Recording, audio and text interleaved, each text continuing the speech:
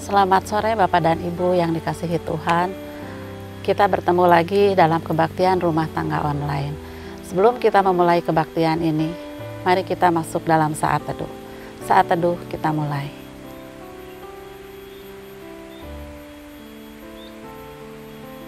Saat teduh selesai. Kita akan memuji Tuhan dari Kidung Jemaat 1 ayat 1 dan 2. Haleluya, pujilah.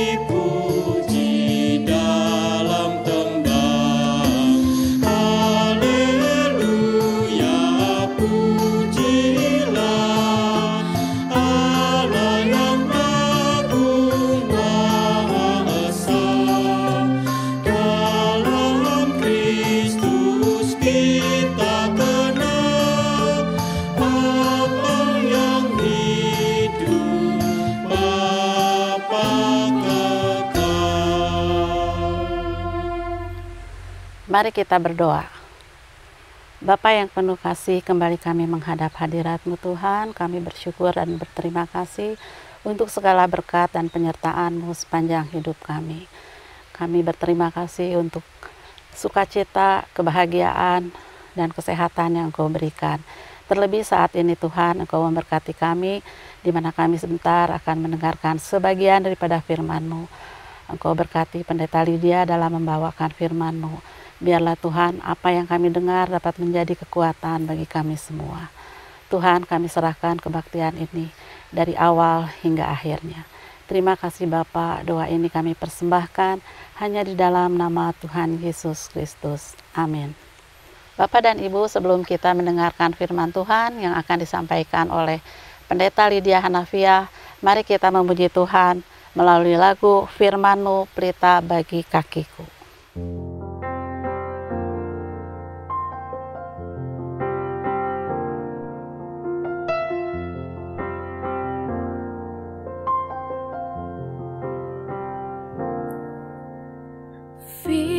Firman-Mu pelita bagi kakiku, terang bagi jalanku. Firman-Mu pelita bagi kakiku, terang bagi jalanku.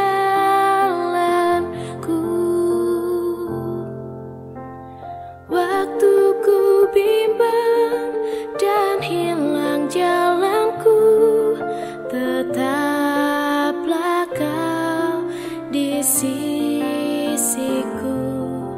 dan takkan ku takut asal Kau di dekatku, besertaku selamanya. Oh, oh,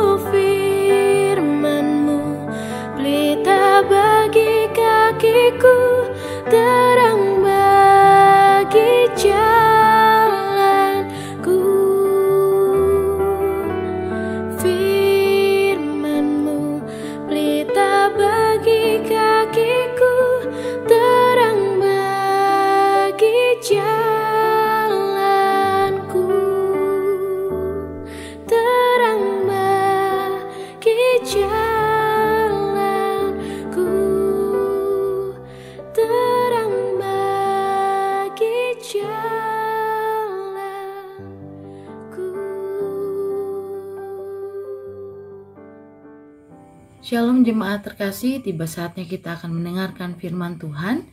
Namun sebelumnya mari kita bersatu hati di dalam doa. Mari kita berdoa.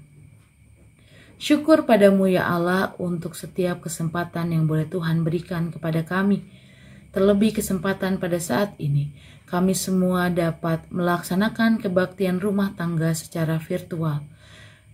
Dan pada kesempatan yang baik ini ya Bapa, kami ingin mendengarkan firman Tuhan. Biar Roh Kudus-Mu senantiasa membantu dan memimpin kami, sehingga kami dapat mengerti apa yang ingin Tuhan sampaikan kepada kami semua pada saat ini. Dan mampukan kami, agar kami dapat terus melaksanakan firman Tuhan, dan menjadi pelaku firman Tuhan yang setia. Bersabdalah kepada kami ya Tuhan, kami siap untuk mendengarkan firman-Mu. Dalam Yesus Kristus kami memohon dan berdoa. Amin. Pembacaan Alkitab pada saat ini terambil dari Efesus pasal 1 ayat 15 sampai ayatnya yang ke-23. Begini bunyi firman Tuhan. Karena itu setelah aku mendengar tentang imanmu dalam Tuhan Yesus dan tentang kasihmu terhadap semua orang kudus, aku pun tidak berhenti mengucap syukur karena kamu. Dan aku selalu mengingat kamu dalam doaku, dan meminta kepada Allah, Tuhan kita Yesus Kristus, yaitu Bapa yang mulia itu, supaya Ia memberikan kepadamu roh hikmat dan wahyu untuk mengenal Dia dengan benar. Dan supaya Ia menjadikan mata hatimu terang, agar kamu mengerti pengharapan apakah yang terkandung dalam panggilannya. Betapa kayanya kemuliaan bagian yang ditentukannya bagi orang-orang kudus, dan betapa hebat kuasanya bagi kita yang percaya sesuai dengan kekuatan kuasanya, yang dikerjakannya di dalam Kristus dengan membangkitkan Dia dari antara orang mati dan mendudukkan Dia di sebelah kanannya di sorga, jauh lebih tinggi dari segala pemerintah dan penguasa dan kekuasaan dan kerajaan dan tiap-tiap nama yang dapat disebut, bukan hanya di dunia ini saja, melainkan juga di dunia yang akan datang. Dan segala sesuatu telah diletakkannya di bawah kaki Kristus, dan Dia telah diberikannya kepada jemaat sebagai kepala dari segala yang ada. Jemaat yang adalah tubuhnya, yaitu kepenuhan Dia, yang memenuhi semua dan segala sesuatu. Demikian pembacaan firman Tuhan pada saat ini. Berbahagialah setiap kita yang senantiasa memelihara firman Tuhan di dalam kehidupannya sehari-hari. Terpujilah nama Tuhan. Bapak, Ibu, saudara-saudari, dan juga anak-anak yang dikasihi oleh Tuhan, saat ini kita jumpa di dalam ruang kebaktian rumah tangga virtual. Dan tepat pada hari ini, tanggal 25 November, merupakan hari pertama pelaksanaan kampanye 16 hari anti kekerasan terhadap perempuan, atau yang biasa dikenal dengan 16 HAKTP. Tanggal 25 November secara serentak di seluruh dunia, kita bersama-sama memperingati Hari Penghapusan Kekerasan Terhadap Perempuan.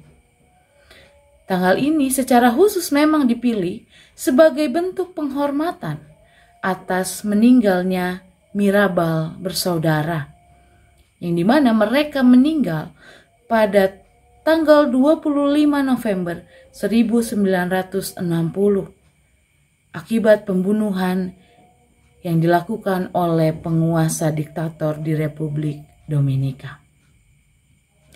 Mirabal bersaudara merupakan salah satu simbol perempuan yang berani melawan kesewenangan, perempuan yang berani melawan kediktatoran negara terhadap rakyatnya, termasuk melawan kontrol perempuan terhadap tubuhnya, yang pada akhirnya menyebabkan kekerasan terhadap perempuan.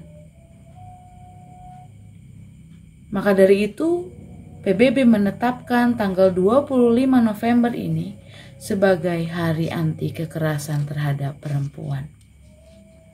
Jemaat yang terkasih, semangat yang dimiliki oleh Mirabal bersaudara Ini serupa dengan semangat yang Rasul Paulus ingin sampaikan kepada jemaatnya yang ada di Efesus. Di awal perikop ini, kita bisa bersama-sama melihat Rasul Paulus memuji iman. Rasul Paulus juga memuji tindakan yang dilakukan oleh jemaat di Efesus, di mana ternyata mereka tidak hanya mengimani Kristus sebagai juru selamat mereka, namun mereka dapat menyatakan iman tersebut di dalam kehidupan keseharian mereka. Mengapa demikian? Karena Rasul Paulus menyatakan mereka hidup di dalam kasih.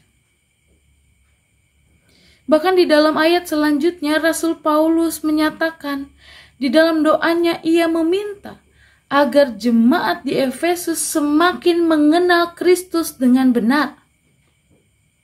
Untuk apa? Sehingga dari pengenalan akan Kristus, iman mereka dapat terus dinyatakan di dalam tindakan kehidupan keseharian.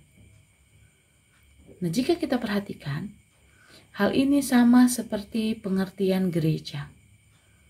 Gereja adalah eklesia, yang artinya dipanggil keluar.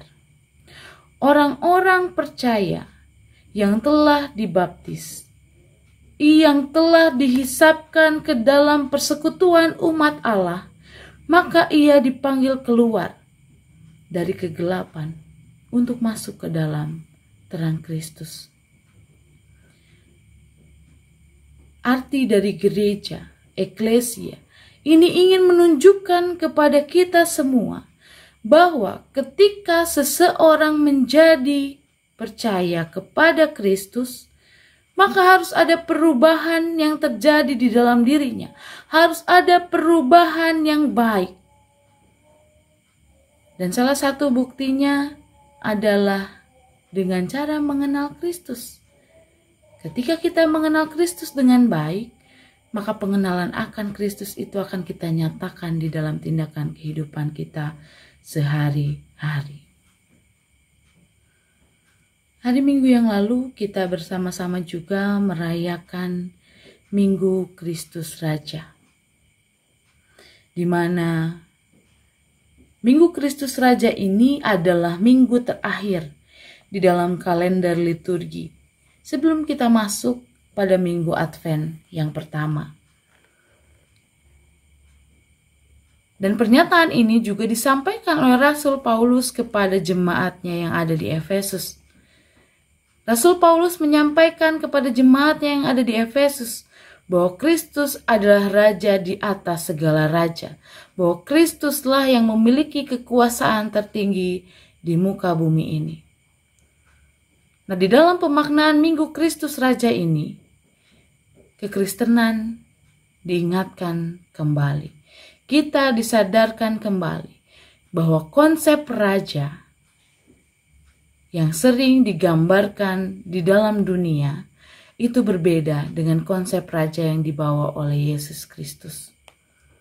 Jika kita membandingkan seorang raja di dunia ini, raja yang penuh kekuasaan, raja yang tinggal di istana yang mewah, raja yang memiliki harta yang begitu luar biasa, raja yang dilayani dengan luar biasa. Namun Yesus sebagai Kristus Raja, ia memberikan konsep yang baru. Menurut Yesus, raja adalah yang mau melayani, bukan dilayani. Menurut Yesus, raja adalah seseorang yang membawa keadilan dan perdamaian di muka bumi ini.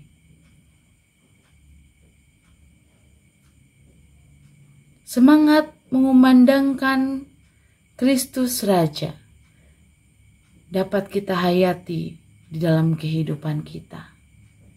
Caranya dengan mengenal Kristus lebih dalam. Mengenal, bukan hanya tahu, oh saya tahu Kristus itu seperti ini. Mengenal di sini berarti kita tahu apa kehendaknya terhadap kehidupan kita. Mengenal apa yang diperjuangkan oleh Kristus. Kita ketahui bersama yang ingin diperjuangkan oleh Kristus, yang ingin diperjuangkan oleh Allah, tidak hanya menyelamatkan manusia, namun juga Kristus hadir untuk kaum yang lemah dan tertindas. Kristus hadir untuk memberikan pembebasan. Semangat yang sama dimiliki oleh Meribal bersaudara, di mana mereka juga ingin membebaskan kaum yang tertindas dengan melawan pemerintahan. Maka, siapa di antara kita yang sudah mengenal Allah? Jika ada yang mengangkat tangan di antara kita semua, maka itu adalah sebuah komitmen yang lahir dari dalam diri kita sendiri, bahwa kita bersedia hadir untuk orang yang menderita. Kita siap hadir untuk orang yang tertindas. Karena kita sudah mengenal Kristus dengan baik. Kita tahu apa visi misi Kristus hadir di muka bumi ini. Maka dari itu jemaat yang dikasihi oleh Tuhan, marilah kita yang adalah gereja, mari kita menjadi agen perdamaian dengan bersama-sama menghentikan kekerasan terhadap perempuan. Amin. Mari kita mengambil saat teduh sejenak. Mari pada saat ini kita bersatu hati di dalam doa syafaat yang nanti akan kita akhiri dengan doa Bapa kami. Mari kita berdoa. Melalui firman Tuhan yang kami baca bersama-sama, yang Rasul Paulus sampaikan kepada jemaat di Efesus, begitupun yang Rasul Paulus sampaikan kepada kami pada saat ini. Ya Bapa, kami ingin mengenal Engkau lebih dalam, sehingga kami dapat mengetahui apa yang Tuhan kehendaki di dalam kehidupan kami. Mampukan kami agar kami dapat menyatakan pengenalan kami akan Engkau di dalam tindakan keseharian kami. Terlebih, kami ingin hadir bagi kaum yang lemah. Kami ingin hadir melawan para penindas. Dan juga ya Bapa, pada saat ini kami ingin terlibat di dalam pencegahan kekerasan terhadap perempuan. Biarlah Tuhan yang senantiasa memampukan kami untuk melaksanakan kehendak Bapa di dalam seluruh kehidupan kami. Dan pada saat ini kami mau bersama-sama berdoa bagi jemaat Tuhan di GKP Jemaat Sukabumi.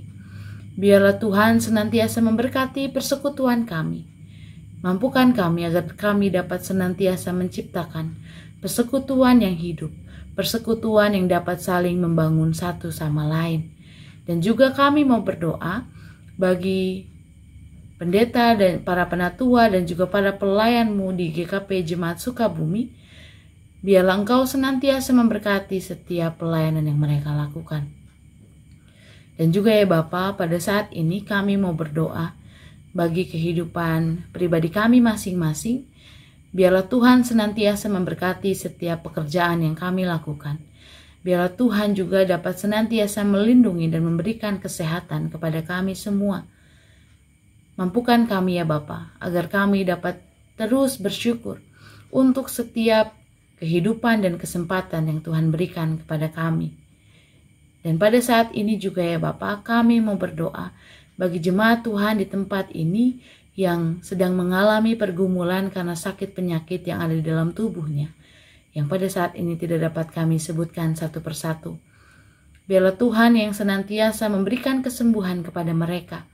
Biarlah Tuhan yang senantiasa juga memberikan semangat dan hati yang gembira kepada mereka, sehingga mereka dapat terus berjuang untuk meraih kesembuhan, sehingga mereka dapat terus berjuang untuk terus berharap kepada Tuhan. Dan juga ya Bapa, pada saat ini kami mau berdoa bagi jemaat Tuhan di tempat ini yang sedang bersuka cita karena mereka merayakan pertambahan usia yang Tuhan anugerahkan kepada mereka. Kami mengucap syukur untuk kehidupan yang telah Tuhan berikan. Dan pada saat ini kami memohon, biarlah Engkau dapat memberikan hikmat dan kebijaksanaan kepada jemaat kami yang berulang tahun. Dan juga ya Bapa, pada kesempatan kali ini pula kami mau berdoa bagi bangsa dan negara kami. Pada saat ini kami melihat pandemi belum berakhir. Orang-orang yang dinyatakan positif semakin bertambah banyak. Ya Bapa, biarlah Engkau dapat melindungi, memberkati tim medis yang memberikan diri mereka untuk dapat merawat pasien yang telah dinyatakan positif COVID-19. Lindungilah para tenaga medis. Berikanlah mereka kesehatan dan tubuh yang kuat. Dan juga ya Bapa, pada saat ini kami mau bersama-sama berdoa bagi setiap pasien yang telah dinyatakan positif. Biarlah Engkau juga dapat memberikan kesembuhan kepada mereka, memberikan imun tubuh yang kuat, sehingga tubuh mereka dapat melawan setiap virus yang masuk ke dalam tubuhnya. Dan juga pada kesempatan kali ini kami mau berdoa bagi pemerintahan, baik yang ada di tingkat daerah maupun pemerintahan yang ada di tingkat negara. Berikanlah hikmat dan kebijaksanaan kepada para pemimpin kami ya Bapa. Mampukan mereka agar mereka dapat menjadi pemimpin yang baik. Ya Bapa yang Maha Baik, inilah doa dan permohonan kami yang kami panjatkan di dalam nama Putra Tunggalmu Tuhan kami, Yesus Kristus, yang telah mengajarkan kami berdoa demikian. Bapa kami yang ada di surga, dikuduskanlah namamu, datanglah kerajaanmu, jadilah kehendak-Mu di bumi seperti di sorga. Berikanlah kepada kami pada hari ini makanan kami yang secukupnya, dan ampunilah kami akan segala kesalahan kami, seperti kami juga mengampuni orang yang bersalah kepada kami. Dan janganlah membawa kami ke dalam pencobaan, tetapi lepaskanlah kami daripada yang jahat. Karena Engkau yang punya kerajaan, dan kuasa, dan kemuliaan sampai selama-lamanya. Amin. Demikianlah firman Tuhan pada hari ini yang telah kita dengarkan bersama-sama. Untuk merespon firman Tuhan, mari kita memuji Tuhan kembali dari PKJ 212 ayat 1. Ya Allah, kasih-Mu besar.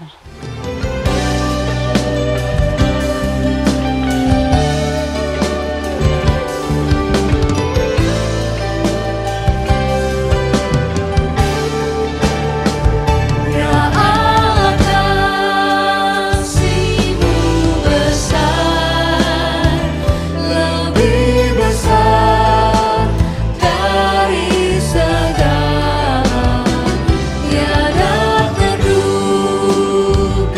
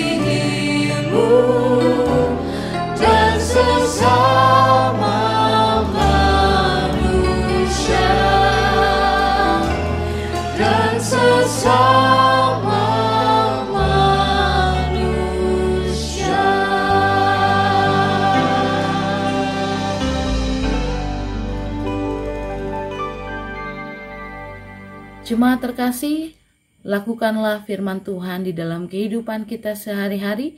Jadilah pelaku firman Tuhan yang setia, dan kini terimalah berkat Tuhan.